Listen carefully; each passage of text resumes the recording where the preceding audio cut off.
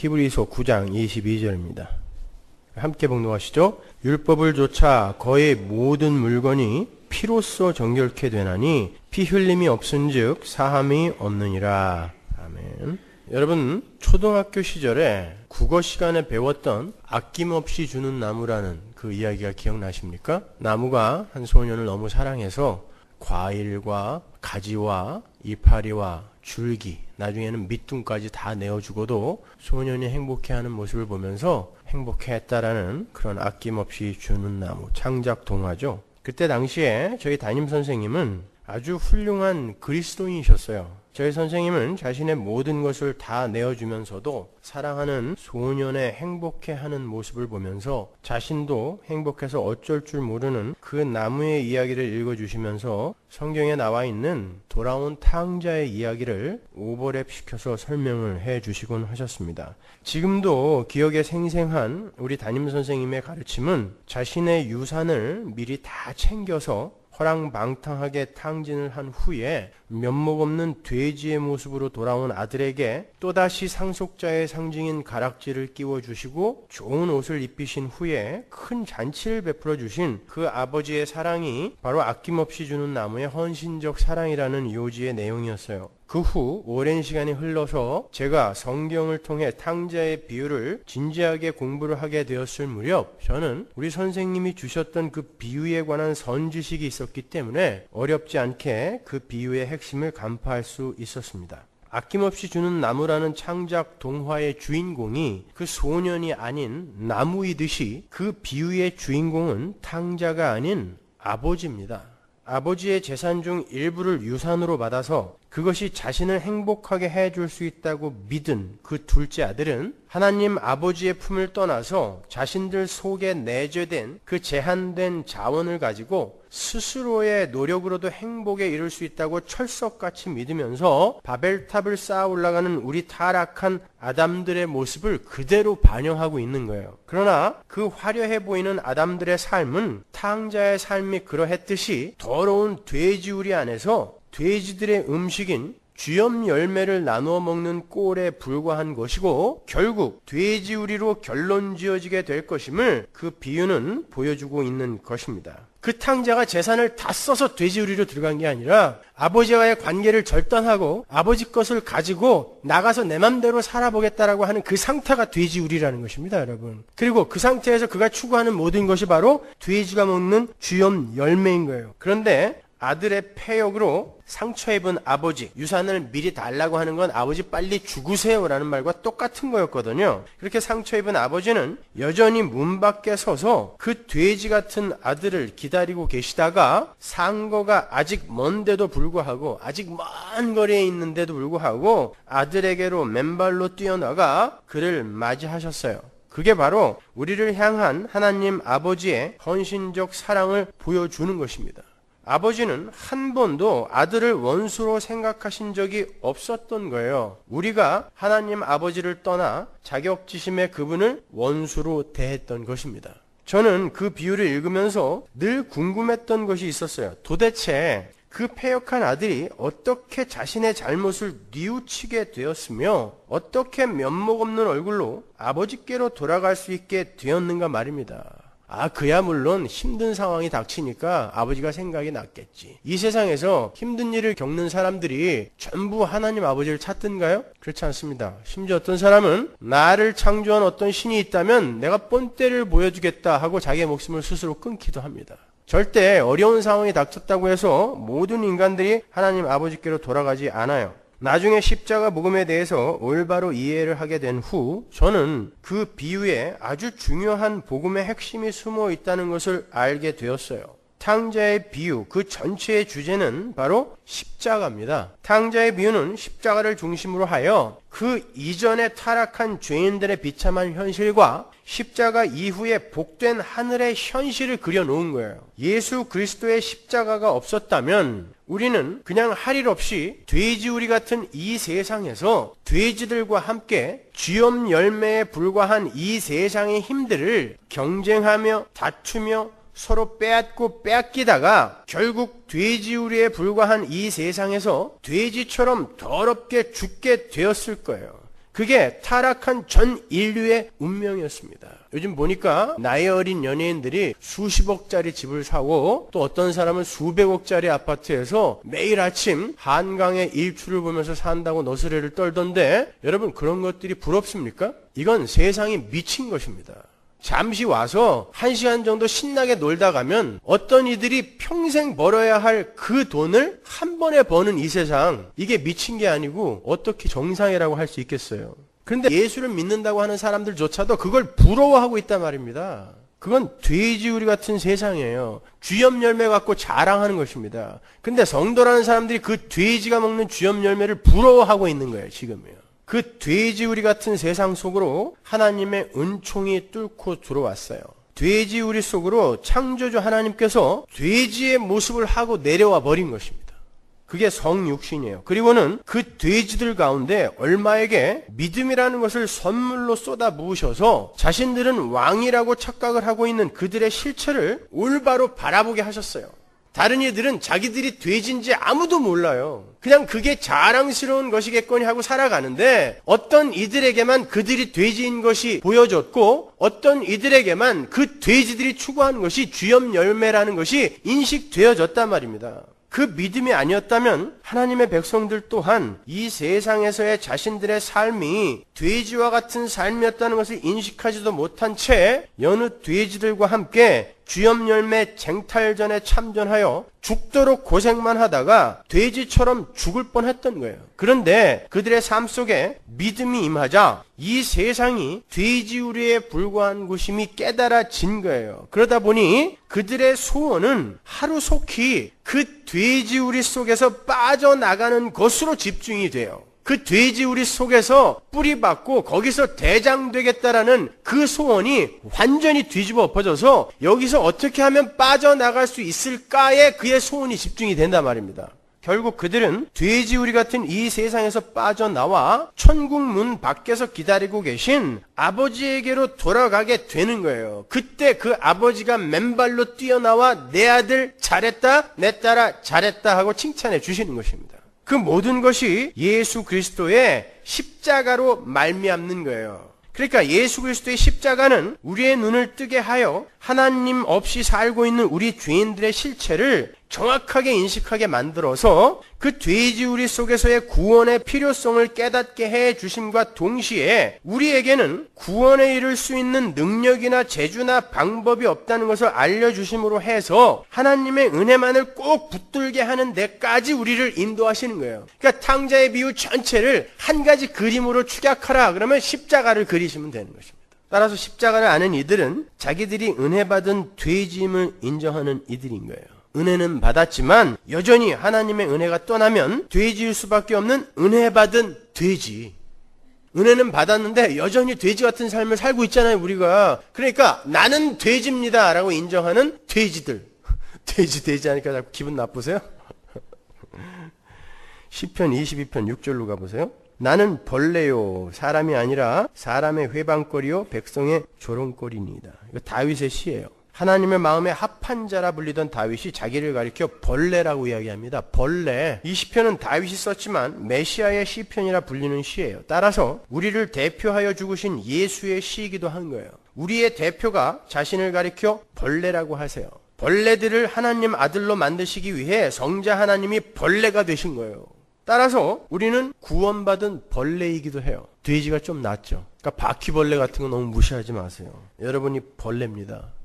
이사야서 41장 14절 보세요. 지렁이 같은 너희 야곱아, 너희 이스라엘 사람들아 두려워 말라. 나 여호와가 말하노니 내가 너를 도울 것이라. 네 구속자는 이스라엘의 거룩한 자니라. 하나님은 당신의 백성들에게 지렁이라고도 하세요. 뿐만 아니라 우리가 지난 수요예배 때 공부한 요한복음 강해의 수로보니게 여인의 이야기에서는 주님이 수로보니게 여인을 가리켜서 개라고까지 이야기하십니다. 개. 자신이 개라는 것을 인정한 수로보니게 여인에게 주님은 메갈레 피스티스, 메가톤급 믿음이라는 칭찬을 해주세요. 그 여인이 뭘 했다고? 그냥 개야 그랬더니 네, 전 개가 맞아요. 그러나 개도 주인의 밥상에서 떨어지는 떡부스러기를 먹지 않습니까? 저는 개입니다. 그 떡 좀 주세요. 그 떡이 누구였어요? 생명의 떡 예수. 주인의 밥상에서 떨어진 떡은요, 그때 당시에 주인들이 밥을 먹다가 흘린 떡이 아니라 손을 닦을 때 물이 부족하니까, 거기는 물이 없는 데니까 그 떡으로 손을 비벼서 닦고 버린 것입니다. 그것처럼 오신 예수, 그걸 먹는 것이 나의 구원의 유일한 길입니다를 인정한 거예요. 떡 좀 주세요. 나는 개예요. 그랬더니 메갈레피스티스, 메가톤급 믿음이다 라고 칭찬해 주신 것입니다. 그러니까 십자가를 통과한 성도는 자신이 구원받은 개이며 구원받은 벌레이며 구원받은 지렁이며 구원받은 돼지라는 것을 아는 이들인 거예요. 그래서 그들은 자랑이라는 것과 교만이라는 것에 대해서 점점 죽게 되는 거예요. 그래서 나중에 사도 바울이 자기 사역 말년에 나는 죄인 중에 괴수라고 이야기한 거예요. 나에게는 여전히 사망의 몸이 붙어있다라고 이야기한 것입니다. 나는 벌레요, 돼지요, 개니까 하나님 나 좀 빨리 여기서 건져주세요. 그러다가 결국에는 하나님의 은혜를 떠난 인간은 벌레나 지렁이나 개나 돼지 정도가 아니라 티끌이며 먼지라는 것을 알게 되어서 완전한 자기 부인에 이르게 되어 하나님의 은혜가 그를 온전히 점령하게 자신을 드리는 상태까지 내려가는 거예요. 그게 신앙생활입니다. 그러니까 하나씩 고르세요. 벌레, 지렁이, 개, 돼지, 먼지 하나 골라서 여러분의 호로 쓰세요. 벌레 김성수, 돼지 정병주, 지렁이 최영, 이렇게 여러분의 호로 쓰시라니까요. 이렇게 십자가는 벌레나 지렁이, 돼지나 개에 불과한 자들을 하나님의 아들로 바꾸어내는 요술방망이 같은 거예요. 오늘 우리가 공부할 십자가에 못 박혀 죽으시고 라는 고백은 기독교 세계관의 핵이며 DNA라고 할 수 있는 바로 십자가에 관한 거예요. 그 내용이 워낙 방대하기 때문에 오늘 하루에 다 마칠 수가 없습니다. 그래서 다음 주까지 이어서 공부를 할 거예요. 그래서 오늘 결론은 조금 깔끔하지 않을 수도 있어요. 그렇지만 다음 주까지 잘 연결해서 들으시면 여러분의 신앙생활에 아주 큰 도움이 될 수 있는 중요한 교리의 지평을 마련하는 좋은 기회가 될 거예요. 그러니까 잘 들으세요.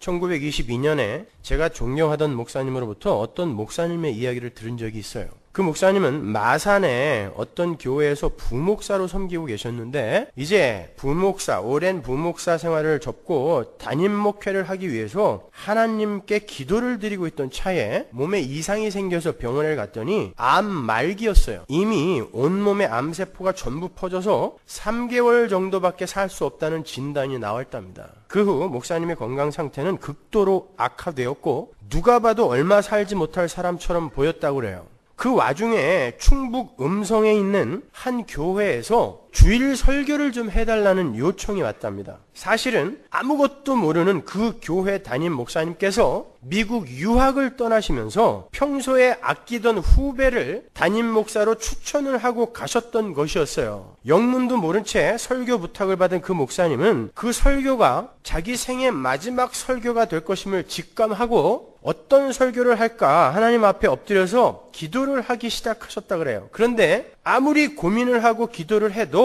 자기 생애 마지막 설교에서 외칠 내용은 십자가밖에 없더라는 것입니다. 나는 이 설교하고 곧 죽을 거예요. 그때 내가 무슨 설교를 해야 되나? 나는 이 세상에 어떤 설교를 남기고 죽어야 되나? 목회자로서. 나는 이 세상의 교회에게 목회자로서 어떤 설교를 마지막으로 남기고 죽어야 하나? 고민하고 기도했더니 남는 건 십자가밖에 없더라는 것입니다. 목사님은 예수 그리스도의 십자가에 대해서 마지막 있는 힘을 다해 설교를 하셨어요. 그런데 그 예배가 끝나자 그 교회 당회가 그 목사님에게 담임 목사로 와달라는 청빙을 했어요. 그 교회 교인들 전부가 만장일치로 이런 설교를 단 한 번만이라도 더 들을 수 있다면 그건 우리의 축복이다라고 하면서 이구동성으로 목사님을 청빙한 거예요. 그 교회 교인들은 목사님이 말기암 환자라는 것을 이미 다 알고 있었다고 합니다. 그 목사님이 앞으로 몇 번이나 더 설교를 하실 수 있을지 아무도 몰랐어요. 그럼에도 그들이 그분을 담임 목사로 청빙을 할 수 있었던 건 그 목사님의 마지막 설교에 생명이 담겨 있었기 때문에 그래요. 이 세상에서 내가 하는 마지막 설교에 내가 담아야 할 것 십자가 그거 하나만을 처음부터 끝까지 전했더니 사람들이 살아나더라는 것입니다. 우리 목사님이 곧 죽을지도 모르지만 단 한 번만 더 그런 설교를 우리에게 해줄 수 있다 하더라도 우리는 그분을 담임 목사로 모실 충분한 가치가 있다라는 거예요. 결국 그분들이 그 목사님을 그 음성의 교회에 담임 목사로 청빙을 했어요. 그분이 취임하셨고 그 뒤로 몇 년을 하나님의 은혜로 그곳에서 심을 하시면서 설교를 하시다가 하나님께로 가셨어요. 자, 여러분, 그 목사님이 자기가 마지막 설교라고 생각했던 그 십자가 설교를 하신 후에 죽는 그날까지 어떤 설교를 하다 갔을까요? 그분은 매번 설교가 마지막 설교일 거라고 생각했어요. 나는 곧 죽을 사람이거든요. 그러니까 오늘 설교가 마지막일지도 몰라. 그 다음 주 오늘 설교가 마지막일지도 몰라. 그 다음 주 또 오늘 설교가 마지막일지도 몰라 라고 생각하시면서 설교를 했어요. 매번 설교할 때마다 하나님 이게 마지막일지도 모르는데 나에겐 이제 힘이 빠져가고 있어요. 이게 마지막 설교일지 모르는데 오늘 무슨 설교를 할까요? 라고 기도하고 올라간 그분이 어떤 설교를 했을까요? 부자 되는 방법? 병 고치는 방법? 도덕적으로 윤리적으로 깨끗하게 살자라는 권고? 사회를 개혁하여 가난한 사람들의 권익을 찾아주자? 촛불이라도 들고 나가자? 가게에 흐르는 저주를 끊는 방법? 방언받는 방법? 예배당 건축을 위한 헌금 강요? 인기 있는 교육 프로그램 개발? 내 설교가 오늘 마지막인데 예배당 건축에 대한 설교, 도덕적으로 윤리적으로 깨끗하게 살자라는 설교, 사회 개혁하자는 설교, 돈 벌자, 어떻게 하면 돈 많이 벌 수 있을까? 어떻게 하면 세상 높은 고지 꼭대기에 올라갈 수 있을까? 그런 설교 할 수 있어요? 그분은 죽는 날까지 예수 그리스도와 십자가만 설교하다 가셨어요. 도덕적으로 윤리적으로 착하게 잘 살자? 텔레비에 가서 봐. 책 읽어. 윤리책 읽어. 도덕책 읽어. 나는 오늘 죽을지도 몰라. 내가 여기서 할 수 있는 설교는 예수와 십자가. 당신들을 살려내야 되기 때문에 나는 예수와 십자가밖에 없어. 죽는 날까지 그 설교만 했어요. 그 교회 교인들은 복받은 사람들입니다. 여러분, 지금 이 시간에 많은 교회에서 목사님들이 강대상에 서서 설교를 하고 있습니다. 그 목사님들의 설교가 오늘이 마지막이 아닐 거라고 누가 확증하고 보증해 줄 수 있습니까? 그러면 오늘 여기에서 선포되어야 할 설교는 어떤 설교여야 돼요? 십자가밖에 없습니다. 십자가만이 성도의 소망이요, 십자가만이 성도의 힘이며, 십자가만이 성도를 행복하게 만들 수 있고, 십자가만이 구원의 도를 담고 있기 때문에 십자가 이외에는 아무것도 전하지 않았어요. 바울이 왜 내가 십자가 이외에는 아무것도 알지도 자랑하지도 전하지도 않기로 했다라고 했는지 아십니까? 교회는 십자가로 살고 십자가로 죽어야 하기 때문에 그래요. 저는 그 후부터 십자가 이외에 다른 이야기를 하지 않기로 결심을 했어요. 나도 매번 설교를 내가 이 땅에서 하는 마지막 설교라고 생각하고 그렇게 설교를 하자. 그리고 그렇게 원고를 써 내려가기 시작했어요. 그래서 십자가 이외에는 다른 설교를 할 수가 없었습니다. 십자가는 사람들을 짜증나게 하고 때로는 불편하게 하고 실증나게 하고 부담스럽게 만듭니다. 왜 맨날 십자가야? 왜 맨날 나는 죽어야 돼? 왜 나는 무능력하다는 거야? 왜 십자가만 믿어야 된다는 거야? 인본주의 세상에 깊이 물들어 있는 사람들에게는 불편한 거예요, 십자가가요. 여러분이 매주 그 십자가 설교를 들으시면서 때로는 지루하기도 하고 때로는 부담이 될 수도 있어요. 그러나 제가 이 강대상에서 설교를 하는 게 이게 마지막이 아니라고 누가 보장할 수 있어요? 그래서 저는 여러분에게 딴 이야기를 해드릴 수가 없어요. 심지어 하나님께서 이건 아닌 것 같아 그러면 그날 아침에 다 날려버리셨어요. 오늘도 여러분을 위해서 제가 무려 15장의 원고를 썼습니다. 정확히 새벽 6시 반에 딱 2줄 남기고 다 날아갔어요. 저의 비명소리를 듣고 내려온 우리 아내가 도대체 무슨 일이냐. 저는 십자가를 조금 더 논리적이고 조금 더 과학적이며 조금 더 명쾌하고 화려하게 설명을 하려고 많은 부분을 준비했어요. 하나님이 다 날려버리셨어요. 그때부터 1시간 만에 하나님이 제 마음속에 주신 그 십자가만을 적어갖고 온 것입니다. 저는 분명히 여러분에게 약속할 수 있어요. 여러분이 지금 조금 불편하고 지루하고 괴로워도 상관없어요. 나중에 분명 여러분은 저한테 고맙다는 인사를 꼭 하실 것입니다. 저는 그 확신을 갖고 매주 설교를 합니다. 저는 그 사실 하나 믿고 오늘도 여러분에게 십자가밖에 할 이야기가 없어요. 설교하는 자만 오늘 이 설교가 내 마지막 설교다라는 마음으로 설교해야 되나요? 오늘 들은 설교가 여러분의 마지막 설교가 될 수도 있어요. 그런데 어떤 왼수가 내 마지막 설교에 헌금 많이 하면 복 받습니다 라고 설교를 했어요. 여러분 그 인간을 살려두시겠습니까? 여러분에게 그를 징계할 수 있는 권한을 하나님이 줬다면 여러분 그를 살려두시겠어요? 여러분 그 설교 듣고 죽는 바람에 여러분 지옥 갔어요. 예? 그날 죽는 바람에 십자가 못 붙들고 지옥 갔어요. 그러면 내 생의 마지막 설교를 그따위로 한 그 인간을 여러분 용서하시겠냐고요. 마찬가지로 여러분은 오늘이 바로 나의 마지막 날이다 라는 그런 마음으로 매 순간 십자가를 꼭 붙드셔야 돼요. 십자가를 붙든다는 건 나는 먼지입니다. 여전히 개입니다. 돼지입니다. 지렁입니다. 벌레입니다를 함께 고백하는 거예요. 그래야 십자가가 필요하지. 나는 이렇게 잘났는데 내게 십자가가 왜 필요합니까? 그리고 가면 안 되잖아요, 여러분. 그런데 오늘 우리가 공부할 부분이 마침 또 십자가예요. 십자가에 못 박혀 죽으시고. 여러분은 오늘 설교를 너무나 쉽게 이해를 하실 수 있을 거예요. 매주 들었던 설교니까. 그래도 십자가는 들으면 들을수록 새롭고 들으면 들을수록 은혜가 돼요. 그러니까 잘 들어보세요. 먼저 왜 예수님은 다른 방법이 아닌 십자가에서 죽으셨는가에 대해서 복습을 하고 다음으로 넘어가겠습니다. 하이델베르그 요리문답 39문답으로 가죠. 그리스도께서 다른 어떤 방식으로 죽으시는 것에 비해 그가 십자가에 못 박혀 죽으신 것이 어떤 면에서 더 유익하기에 그렇게 하신 것일까요? 답이 이렇습니다. 십자가의 죽음은 하나님의 저주를 받은 것이므로 이로써 나는 그가 내게 내려질 저주를 취하셨다는 것을 확신하게 됩니다. 조금 시원치가 않아요. 그렇죠? 제가 거기에 대해서 조금 부연하여 설명을 해드리겠습니다. 우리가 지난주에 찾아본 바대로 예수님이 십자가에 달리셔야 했던 가장 중요한 이유는 예수님이 하나님 아버지의 저주받은 자로 죽으셔야 했기 때문이었어요. 말이 나온 김에 한 번 더 읽고 가죠. 신명기 21장 22절 보세요. 사람이 만일 죽을 죄를 범함으로 네가 그를 죽여 나무 위에 달거든 그 시체를 나무 위에 밤새도록 두지 말고 당일에 장사하여 네 하나님 여호와께서 네게 기업으로 주시는 땅을 더럽히지 말라. 나무에 달린 자는 하나님께 저주를 받았음이니라. 신명기 이 말씀은요, 구약의 하나님 백성들로 하여금 하나님 백성의 연대적 책임의식을 강조하는 말씀이었어요. 여러분 이게 아주 중요한 거예요. 사람들이 다 이걸 놓쳐요.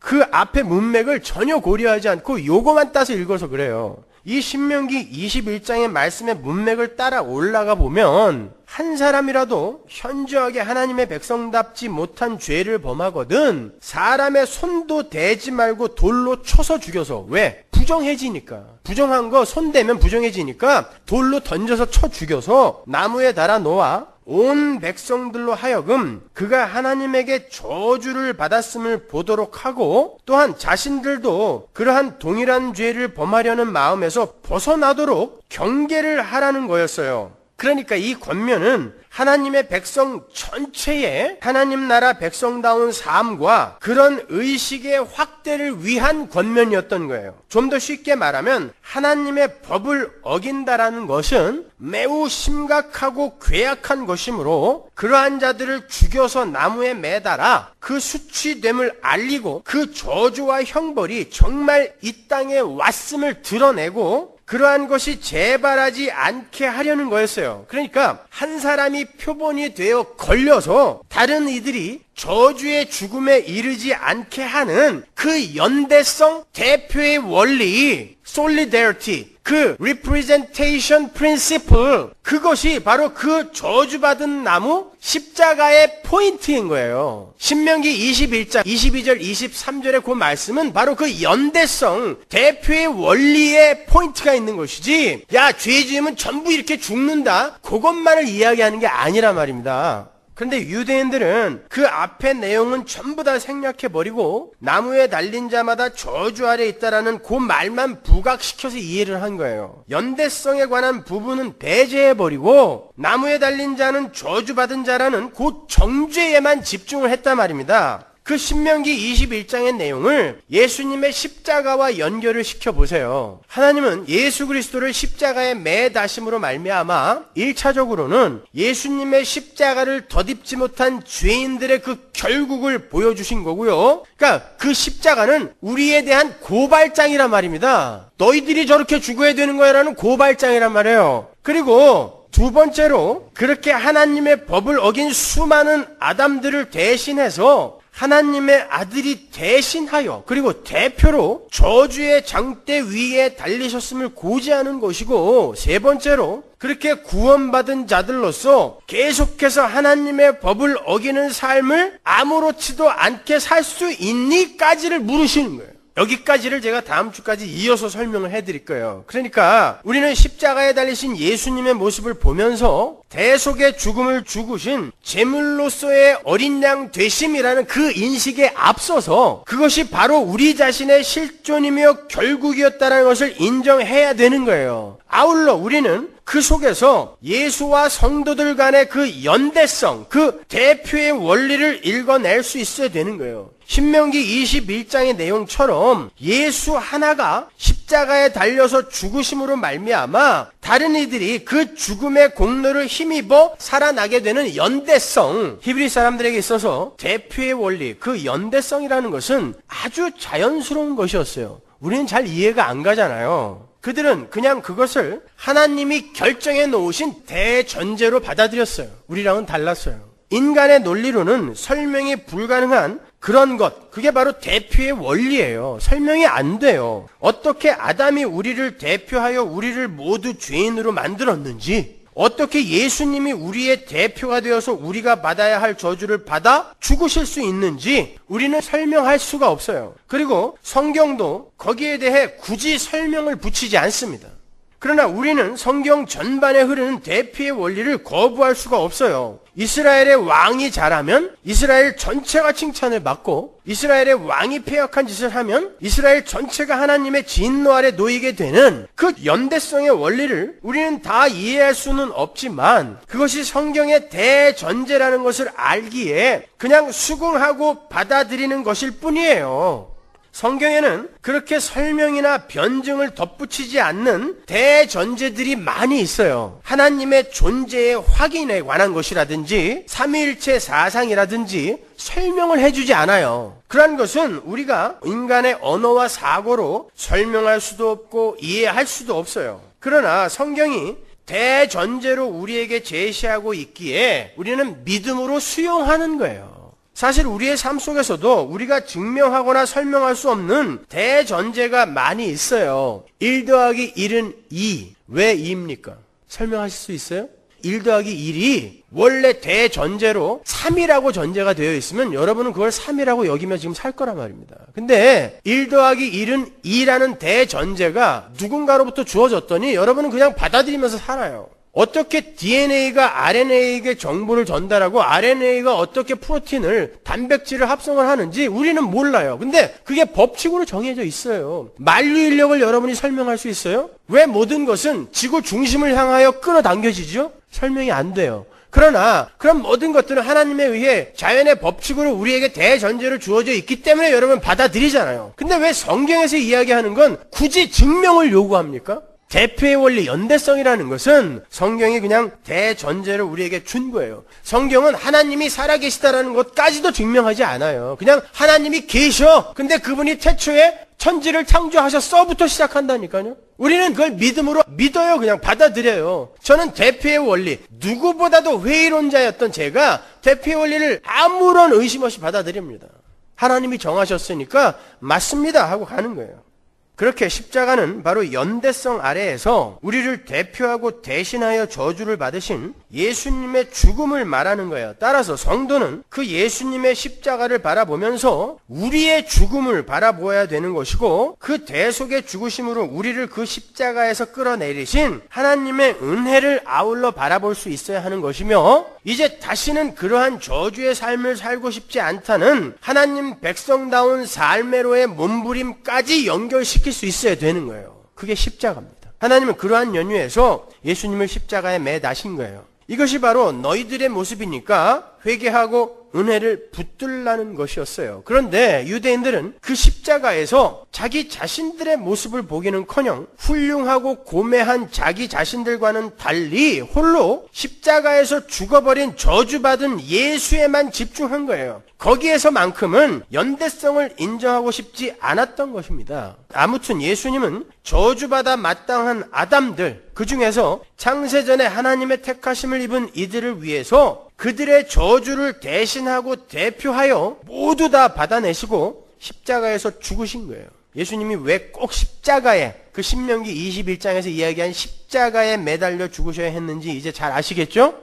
두 번째로, 이렇게 대표의 원리 아래에서 십자가에 달려 죽으신 예수님의 죽으심으로 우리에게 주어진 유익에 대해서 구체적인 세목을 들어서 제가 설명을 해드릴게요. 하다가 아마 중간에서 멈춰야 될 것 같아요. 로마서 5장 10절. 곧 우리가 원수되었을 때에 그 아들의 죽으심으로 말미암아 하나님으로 더불어 화목되었은즉 화목된 자로서는 더욱 그의 살으심을 인하여 구원을 얻을 것이니라. 예수님께서 십자가에서 죽으심으로 우리에게 주어진 첫 번째 유익은 하나님과의 화목이에요. 언제 원수된 적 있었나요? 그럼요. 우리는 하나님과 원수였어요. 여기서 화목이라고 번역이 된 헬라어 카탈라게메는 원수가 되었던 관계를 친구 사이로 만들어내는 걸 의미해요. 그게 화목해 하다예요. 이렇게 뒤틀린 관계가 정상적인 관계로 회복이 되는 것을 다른 말로 뭐라 그러죠? 관계에 관한 언어. 수없이 들으셨잖아요. 의라고 하잖아요. 의. 성경이 말하는 의는 단순히 옳음을 가리키는 게 아니에요. 의는 여러분이 아시다시피 관계의 언어예요. 성경이 말하는 의란 어떤 것이 가장 이상적이며 적절하며 정상적으로 최고의 상태로 존재하고 있는 그 상태, 그것이 의예요. 끈끈한 연대성 아래에서 자신이 있어야 할 제자리에서 자신의 책임과 의무와 사명을 성실하게 수행해내는 그 상태에 그 관계가 요구하는 책임과 의무를 성실하게 수행하여 그 상대방, 나와 관계를 맺고 있는 상대방의 유익을 구하는 그 상태를 의라고 한단 말입니다. 짜다크. 여러분 몸속에 10의 23승계의 세포가 있어요. 그 세포들이 모두 제자리에서 제 역할을 다 하고 있습니다. 그 세포들이 제 역할을 못하고 있는 것을 암이라 그래요. 그래서 여러분은 지금 정상적인 삶을 살 수 있어요. 세포들이 제자리에서 열심히 일을 해주고 있기에. 그걸 의라고 해요. 그러한 세포들의 의로 말미암아 우리의 육신이 건강하게 존재할 수 있게 되는 거예요. 좀 더 나아가서 여러분의 장기가 제자리에서 자기의 역할을 충실하게 수행하고 있지 못하면 어떻게 돼요? 여러분의 심장이 야 나는 너무 힘들어. 다른 애들은 그래도 좀 쉬기라도 하는데 나는 죽어라고 계속 뛰어야 돼. 5분만 쉴게. 그럼 어떻게 되죠? 사망입니다. 여러분의 심장이 의의 상태에서 벗어나서 5분만 쉬어버리면 여러분은 사망이에요. 여러분의 콩팥이 야 왜 나는 맨날 이렇게 더러운 것만 걸러내야 돼. 나 일주일 휴가 갈래. 걔가 일주일 휴가 가면 여러분 끝이에요. 우리 안에 있는 모든 세포, 모든 장기가 의로운 상태에서 의를 수행하고 있기 때문에 여러분 살아계신 것입니다. 그들이 그 상태에서 잠시 벗어나는 걸 질병이라고 그래요. 마찬가지입니다. 이 세상은 모든 인간들이 지금 자기의 자리를 벗어나서 그 의의 자리에서 벗어나서 자기들만을 위해서 살고 있기 때문에 전체가 다 죽을 병에 걸려 있는 거예요. 여러분, 세포가 자기만을 위해서 항체를 형성하고 자기 몸 안에 있는 다른 세포들에 대해서도 항체를 형성해버리면 그게 자가면역 질환이 되는 거예요. 그래서 류마티스 관절염도 걸리고 그런 거는 무시무시한 병입니다, 여러분. 스스로 자기들이 안에서 싸워버리는 거예요. 근데 이 세상이 그렇다니까요. 이 세상은 온통 자가면역 질환에 걸려 있는 거예요. 그 상태를 성경은 불의한 상태라고 이야기를 해요. 여러분 안에 유기체로 존재하는 그 어떤 것도 의의 상태에서 벗어나면 안 돼요. 그러니까 의라는 것은 존재의 어떤 존재의 유기체적 관계라고 바꾸어 말을 해도 무방해요. 내가 제대로 살아있기 위해서는 내 심장이 나를 위해 일을 해줘야 되고 내 심장이 일을 하지 않으면 다른 장기가 다 죽어버리는 거예요. 그렇기 때문에 자기 자리에서 최선을 다해서 자기에게 주어진 책임과 의무와 사명을 다 해내는 거예요. 그게 의인 거예요. 나의 의가 나 이외의 다른 존재의 유익에 기여하는 그러한 유기체적 관계, 그게 바로 의예요. 그렇게 모든 자가 의롭게 사는 그곳이 어디예요? 천국. 네가 목숨을 다하고 힘을 다하고 마음을 다하여 성품을 다하여 네 하나님을 사랑하라. 그리고 네 이웃을 네 몸처럼 사랑하라. 거기에 너 사랑하라는 말 없단 말입니다. 그게 의예요. 그런데 우리가 불의한 상태가 됐잖아요. 그 상태를 다시 화목하게 화해를 시켜 의로 바꾸는 게 십자가라는 뜻입니다. 따라서 인간은 피조물로서 그리고 만물을 다스리고 정복하여 하나님께 복종시키는 복음 왕으로서 하나님의 말씀을 잘 듣고 그분의 말씀에 순종하여 세상을 사랑으로 다스려내는 삶을 살 때 가장 의로운 거예요. 그게 창조의 목적이니까. 하나님이 여러분 왜 만들었어요? 여러분 잘 먹고 잘 살라고 만든 거 아니에요. 하나님께 온전히 순종하라고. 그리고 하나님이 만들어 놓은 자연 잘 다스리고 그리고 하나님이 똑같이 사랑하는 인간들과 좋은 관계, 서로의 유익을 위해서 살라고 창조하신 거예요. 하나님 말 잘 들으라고. 돈에 정복당하지 않고 명예에 정복당하지 않고 자식에게 정복당하지 않고 인기에게 정복당하지 않으며 오히려 그런 것들을 다스리고 정복해서 하나님 앞에 순종케 하는 삶을 사는 것, 그것이 의로운 삶인 거예요. 그 삶 살고 계세요? 아니죠. 돈이 여러분을 지금 정복하고 있어요. 여러분의 자식이 여러분을 정복하고 있습니다. 이 세상 명예가 여러분을 정복하고 있어요. 그래서 제가 여러분을 보고 개라고 하는 것입니다. 돼지라고 하는 거예요. 구원받은 개, 구원받은 돼지, 구원받은 벌레, 구원받은 지렁이지만 여러분은 여전히 그 삶을 살고 있단 말입니다. 우리는 매일매일 십자가를 부둥켜 안고 그 삶 속에서 벗어나야 되겠다라는 그 열정으로 살아야 되는 거예요. 그래서 그러기 위해서 내가 개라는 걸 인정해야 되는 것입니다. 그런데 모든 인간이 아담 안에서 하나님과의 그 의로운 관계를 파괴하고 불의한 관계로 뒤틀어 버렸잖아요. 그러면 이제 그 연대성, solidarity, 대피의 원리 아래에서 어떤 자격 있는 존재가 그 뒤틀린 의를 회복시키려면 어떻게 해야 돼요? 어떤 자격 있는 존재가 그 뒤틀린 의를 회복시키려면 어떻게 해야 돼요? 연대성이라는 대전제가 있으니까. 자격 있는 존재가 이미 저질러버린 죄에 대해서는 십자가에서 해결을 해버려야 되고, 그렇죠? 그리고 그들이 하나님의 말씀에 오롯이 순종을 하여 의의 상태로 살아야 하는 그 삶을 전부 살아내서 공짜로 줘야 돼요. 왜? 모든 인간에게는 그런 능력이 전혀 없기 때문에. 그래서 은혜로밖에, 믿음으로밖에 여러분은 구원에 도달할 수 없는 것입니다. 그걸 믿기만 하면 돼요. 근데 뭐가 그렇게 힘들어요? 믿기만 하면 되는데. 여러분 보고 누가 무슨 뭐 도덕적으로 윤리적으로 잘 살아야 구원해 준다 그래요? 그렇지 않습니다. 오히려 그건 폭로 당하는 게 맞아요. 술 담배 못 끊는 거 오히려 폭로 당하는 게 맞다고 그랬잖아요, 제가. 어디 괜히 산에 올라갔다 내려와가지고 술 담배 끊었어요. 나는 이렇게 잘했어요. 그럴 거면 차라리 술 먹어요. 그리고 나는 이렇게 내 의지로 술 하나 못 끊는 사람이에요를 하나님 앞에 솔직하게 내어놓는 것입니다. 그것이 성도인 거예요. 나는 개입니다. 나는 돼지예요. 근데 어떻게 이런 나를 하나님께서 사랑하셔서 찾아 내려오셔서 나를 구원하셨습니까?를 드러내는 걸 증인의 삶이라고 하는 것입니다. 쉽잖아요. 뭐가 어려워요? 왜 그걸 못하죠? 나는 어디 가서 쪽팔리게 그렇게 못 산다는 것입니다. 모든 인간의 죄성이에요, 그것이. 내가 선악과 따먹고 하나님처럼 됐는데 어디 가서 나의 불가능함을 인정을 해? 나는 못해. 난 할 거야. 내가 해낼 거야. 이리로 가는 거예요. 그러니까 전부 예배당 가서 쇼하는 거예요. 전부 연극하고 있는 것입니다. 집에서 박 터지게 싸우고 와서도 여기서는 그냥 홀리. 우리는 너무 행복해. 연극들 하지 마세요. 그런 걸로 남에게 나의 신앙을 자랑하는 거 성도의 삶 아닙니다. 하나님의 은혜, 십자가만 붙들어야 돼요. 그거 없었으면 큰일 날 뻔했구나. 계속 다짐하면서 사는 게 신앙생활입니다. 언제 한잔 할까요, 그럼? 잘 새겨 들으세요, 제발. 예? 여러분, 유한한 인간이 무한한 하나님께 범죄를 했을 때 그 형벌은 무한한 거예요. 그렇죠? 우리가 오바마 대통령 뒤통수 한 대 때리면 그 자리에서 사살이에요. 경호원들이 그 자리에서 죽입니다. 근데 그 범죄의 대상이 하나님일 땐 무한이란 말, 무한한 형벌. 유한한 인간이 무한한 형벌을 갚는 유일한 길은 영원토록 형벌 받는 거예요. 그렇죠? 그렇잖아요. 영원토록 받아야 돼. 3,000년 있다가 풀어주고 그런 거 없어요. 5,000년 있다가 풀어주고 그런 거 없어요. 저는 지옥이라는 게 있는데 5,000년 정도 거기서 막 활활 태우다가 5,000년 후에 천국으로 풀어준다면 이 땅에서 내 마음대로 막 살다 가겠어요. 5,000년만 있다 풀어준다면. 기다림이라는 게 있잖아요, 거기서는. 근데 영원이에요. 영원이에요. 그것을 지옥이라고 그래요. 그런데 하나님의 택한 백성들에게는 좋은 소식, 복된 소식, 복음이 들려왔어요. 무한하신 하나님이신 예수님이 유한한 인간의 몸을 입으시고 이 땅에 내려오셔서 유한한 인간의 상태와 무한한 하나님의 두 본성으로 형벌을 받아버린 거예요. 따라서 그 예수 그리스도와 연합된 하나님의 백성들은 무한하게 받아야 할 영원한 형벌을 그 무한하신 예수님의 형벌 받으심으로 유한한 시간 안에서 상쇄할 수 있었던 거예요. 이해가 가세요? 말하다 보니까 되게 복잡. 유상무, 상무상 이거 같이 돼버렸는데.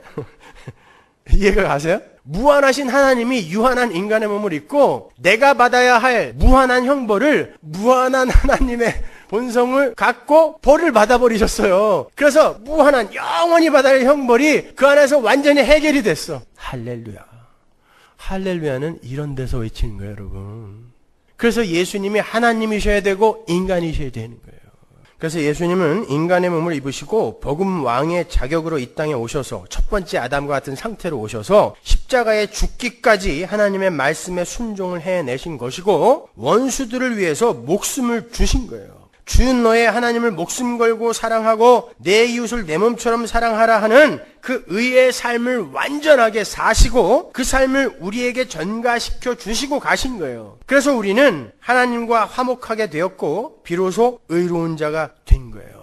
거기에 대해서 로마서 3장이 아주 잘 설명하고 있는데 한 번 더 보고 가죠. 20절. 그러므로 율법의 행위로 그의 앞에 의롭다 하심을 얻을 육체가 없나니 율법으로는 죄를 깨달음이니라. 여러분이 아무리 착하게 살고 아무리 선하게 살아도 그것으로 하나님 앞에 구원의 근거로 내놓을 수 없다는 뜻입니다.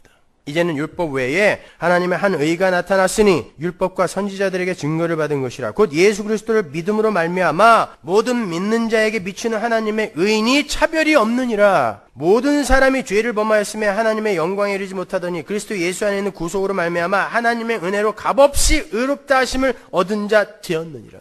값없이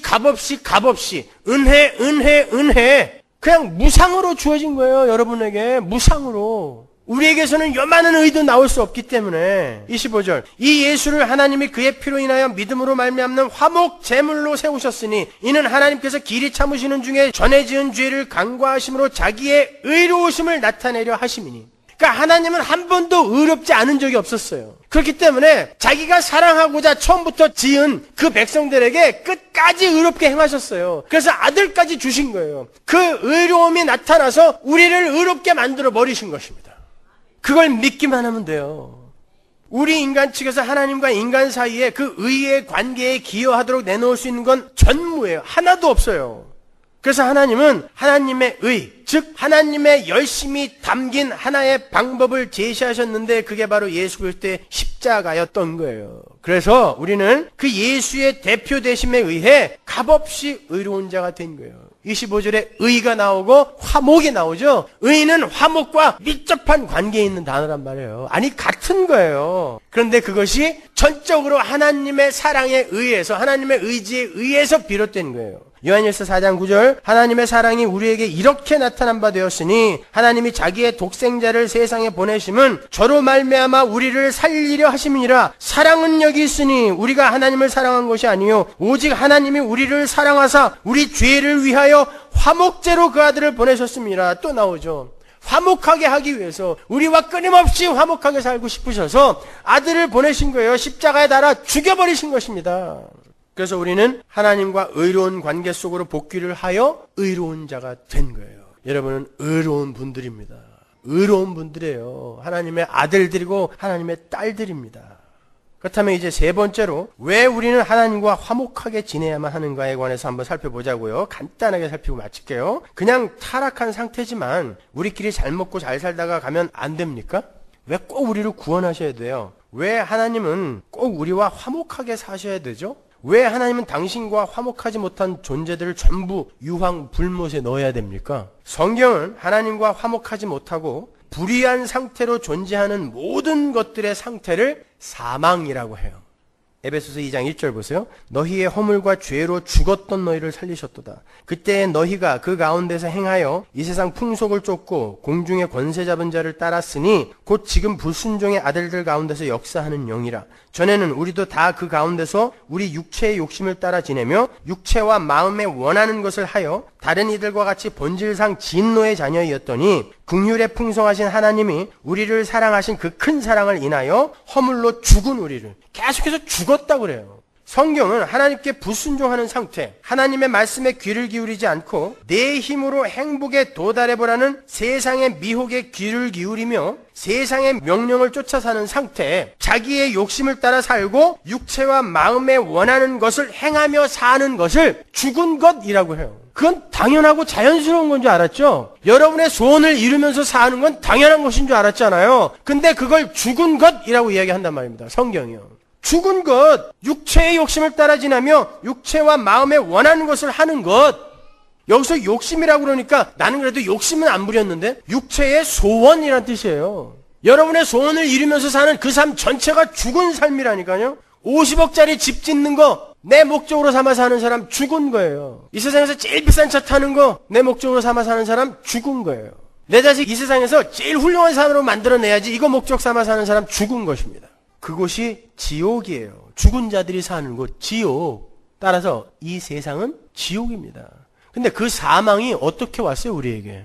사망은 하나님이 우리에게 주신 언약이죠? 여러분, 언약이라는 건 단순한 약속의 개념이 아니에요. 언약은, 성경이 말하는 언약은 잘 들어두세요. 하나님께서 우리 피조물들에게 가르쳐 주셨고 우리 존재 속에 뿌리 뽑을 수 없도록 심어줘 버린 삶의 원리, 프린시플을 이야기하는 거예요. 그게 언약이에요. 도저히 변개할 수 없고 번복할 수 없는 거예요. 언약이에요. 그러니까 반드시 성취되어야 하며 성취될 수밖에 없는 하나님 나라의 삶의 원리가 언약이에요. 그 사망에 관한 언약이 창세기 1장에서 주어졌어요. 이것 따먹으면 정령 죽는다. 무트타무트는 죽고 죽으리라 라는 뜻이라고 그랬죠. 히브리 문학의 강조용법이에요. 반복적 강조용법.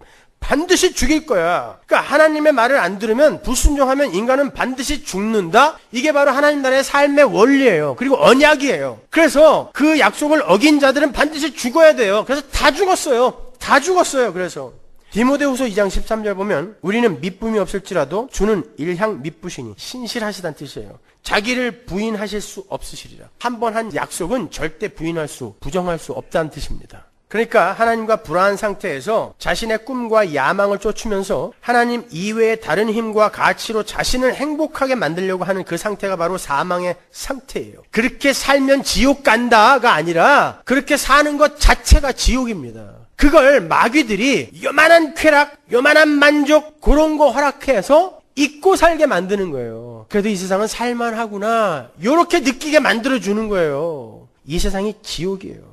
어제 CBS 뉴스에 미국의 폴 러브슨 하이스쿨 학생 800명 중에 그중에 여학생이 400명인데 그 여학생 400명 중에 미혼모가 115명이라는 충격적인 보도를 했어요. 여학생 400명 중에 115명이 낙태를 하거나 아이를 낳은 경험이 있다는 것입니다.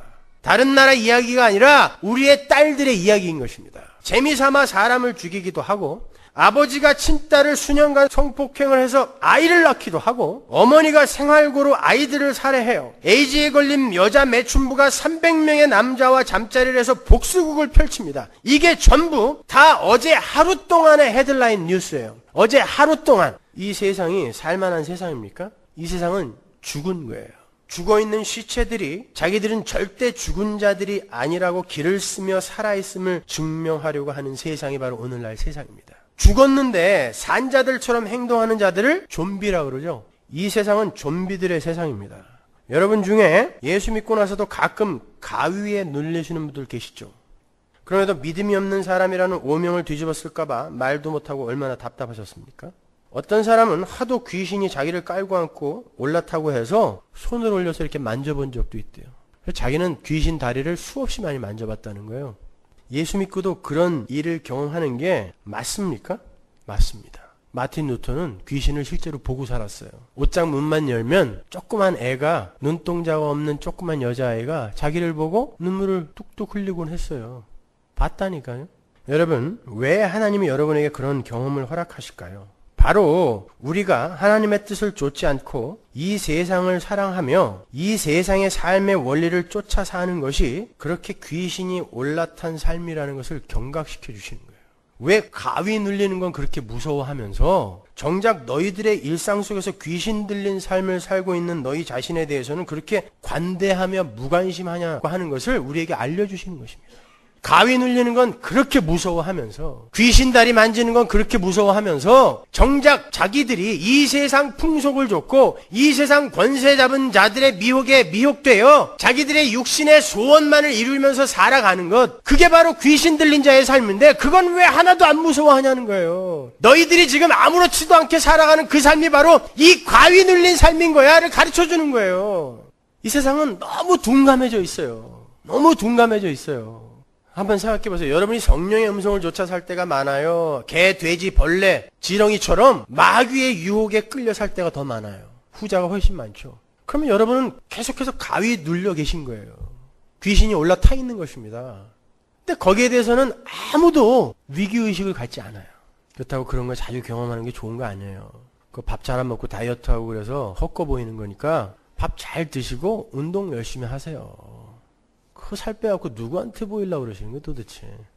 누가 탄수화물 안 먹으면 살 빠진다고 그래갖고 밥들을 안 먹어 그냥.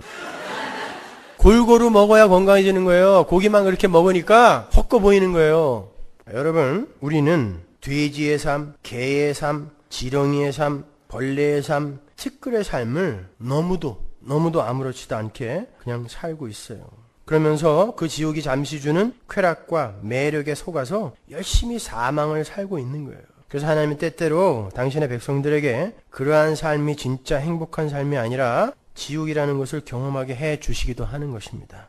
그게 성도들이 간혹 이해할 수 없는 고난의 상황을 겪게 되는 이유인 거예요. 이곳이 바로 돼지우리며 너희들의 삶은 돼지의 삶에 불과한 것이니까 아버지의 나라로 가라고, 아버지의 품으로 가라고 떠미는 은혜의 사건이 여러분이 겪고 있는 고난의 정체인 거예요. 아셨죠, 여러분? 여러분은 십자가의 필연성을 그렇게 여러분의 삶 속에서 끊임없이 경험하면서 살다가 가면 되는 거예요. 여러분의 목표, 계획, 그거 세워놓고 왜 이대로 되지 않냐고 하나님에게 삿대질하고 그러지 마세요. 여러분은 십자가에서 구원을 받았기 때문에 왜 꼭 십자가가 필요한가를 여러분의 삶 속에서 경험하다 가는 거예요. 실제로 펜실베니아에서 사신 어떤 장로님의 이야기를 제가 해드리고 오늘 설교를 마치도록 하겠습니다. 그 장로님은 미국에 입양을 온 그런 장로님이에요. 이제 60이 되신 그런 젊은 장로님이신데 그분이 미국으로 입양을 오게 된 계기가 이렇습니다. 6.25 때 일사후퇴 때였어요. 국군과 연합군이 중공군에게 밀려서 후퇴를 하고 있는 도중이었는데 강원도쯤에서 어디서 애기 우는 소리가 나더래요. 근데 이 미군이 그 산속에서 그 아기 우는 소리를 쫓아서 가다 보니까 눈 속에서 아기 우는 소리가 나더라는 거예요. 그래서 눈을 다 퍼보니까요. 눈을 걷어보니까 그 눈 아래에 아기가 어머니의 품에 안겨서 울고 있었던 거예요. 근데 어머니가 옷을 전부 벗고 알몸인 상태로 죽어 있었어요. 그 아이를 꼭 안고. 이 어머니가 산속에서 길을 잃고 피난을 가다가 산속에서 길을 잃고 도저히 여기서 벗어날 수 없다는 것을 알게 되자 그 갓 낳은 아이를 보호하기 위해서 자기의 옷을 전부 벗어서 똘똘 말고 자기의 체온으로 녹이다가 얼어 죽은 거예요. 그런데 그 아이는 살아 있었어요. 이 아이가 20살이 넘고 그 양아버지가 그 강원도의 어머니 무덤으로 데리고 왔어요. 그리고는 그 이야기를 쭉 해줬다고 합니다. 그 청년이 어땠겠어요? 엉엉 울다가 그 자리에서 옷을 다 벗었대요. 그리고 어머니 무덤 위에 있는 눈을 다 걷어내고 자기의 옷으로 어머니의 무덤을 다 덮더라는 것입니다. 그리고는 엄마 그때 얼마나 추웠어요 하고 울더라는 것이죠. 그리고는 매년 그곳에 가서 자기가 발견되었다라는 그날 어머니의 무덤에 가서 자기의 옷을 벗어서 어머니의 무덤을 덮어주는 그런 일을 한다 그래요. 하나님은 우리의 부끄러움을 가리기 위해 발가벗겨지셨습니다. 그리고 자기의 껍데기, 가죽을 벗겨 우리의 부끄러움을 가려주신 거예요. 그게 십자가입니다. 그런데 그 십자가 앞에서 우리가 이런 삶을 살아도 되는 겁니까? 윌리엄 부스가 어떻게 윌리엄 부스가 됐는지 아세요? 꿈을 꾸는데 예수님의 십자가, 거기에 예수님이 여전히 달려있는데 어떤 못된 청년놈이 하나 사대를 타고 올라가서 그 예수님의 못 박힌 손에다가 또 못을 박고 있더래요. 그래서 막 쫓아가서 여보시오 당신 뭐하고 있냐고, 당신 지금 무슨 짓 하고 있느냐고 외쳤더니 그 청년이 돌아보는데 그게 자기 얼굴이더라는 것입니다. 여러분, 예수님은 우리의 저주가 돼서 우리의 죄가 되셔서 거기에 박히셨어요. 근데 여전히 우리가 하나님과 등지고 이 세상의 힘, 이 세상 마귀, 그 귀신들이 가치라고 내놓은 것들만 쫓아 살고 있다면, 여전히 하나님과 화목하지 못한 삶, 불순종의 삶을 살고 있다면 여전히 우리는 그 십자가에 달린 예수의 손에 못 박고 있는 것입니다. 그게 바로 내 얼굴인 거예요. 다음 시간에는 그 십자가의 대속의 원리와 그렇게 대속된 자들의 신분과 이 세상에서 그들이 겪어내야 하는 신앙생활의 본질에 대해서 계속해서 설명을 해드리도록 하겠습니다. 기도하겠습니다.